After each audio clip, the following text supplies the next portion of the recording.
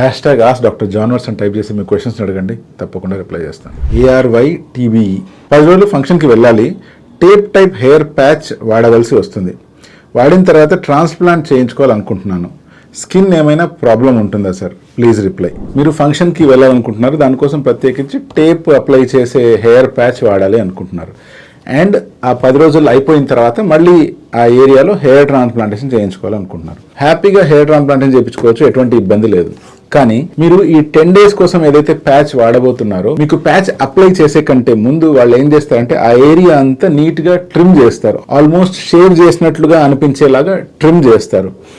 దాని తర్వాత ఆ ఏరియాలో ఆ ప్యాచ్ని టేప్ ద్వారా అతికిస్తారు. ఇప్పుడు ఈ టేప్ వల్ల కనుక మీ స్కిన్కి ఎటువంటి ఇబ్బంది లేదు, మీ స్కిన్ ఇరిటేషన్ కానీ రెడ్నెస్ కానీ ఎటువంటి ప్రాబ్లం రావట్లేదు, ఇచ్చింగ్ కానీ ఏమీ రావట్లేదు అన్నప్పుడు మీరు ఆ 10 రోజులు దాన్ని అలాగే కంటిన్యూ చేసుకోవచ్చు. 10 రోజుల తర్వాత మళ్ళీ కొంచెం గ్యాప్ ఇస్తే, అది 5 డేస్ కావచ్చు, 10 డేస్ కావచ్చు, ఆర్ ఐడియలీ స్పీకింగ్ ఒక అట్లీస్ట్ 1 మంత్ అన్న గ్యాప్ ఇచ్చినట్లయితే ఆ స్కిన్ మళ్ళీ నార్మలైజ్ అయిపోతుంది.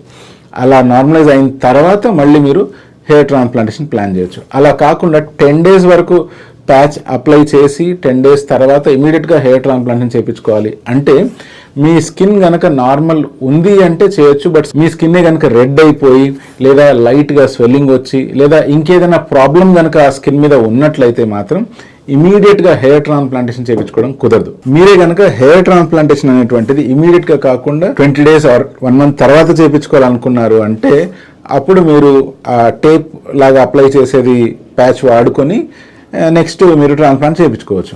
ఇలా కాకుండా 10 డేస్ ప్యాచ్ వాడి ఇమీడియట్గా హెయిర్ ట్రాన్స్ప్లాంటేషన్ చేయించుకోవాలి అనుకుంటున్నారంటే మీరు టేప్ టైప్ ప్యాచ్ వాడకుండా క్లిప్స్ పెట్టే ప్యాచెస్ వస్తాయి.